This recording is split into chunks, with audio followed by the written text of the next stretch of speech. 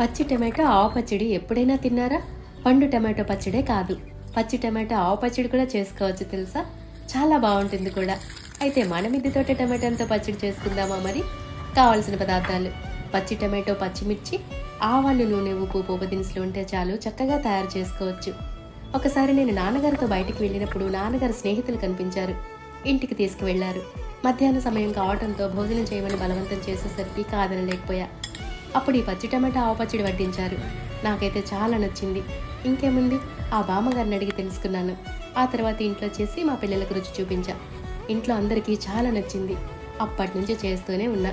వేడి వేడి అన్నం, దోశ, ఇడ్లీ, ఉప్మా, చపాతి ఇలా అన్నింటిలోనూ చాలా బాగుంటుంది తెలుసా? అందుకే మీరు కూడా ట్రై చేసి చెప్పండి. చిన్న మాట, బయట చాలా రకాల పదార్థాలు ఉంటాయి, కొనుక్కోవచ్చు కూడా.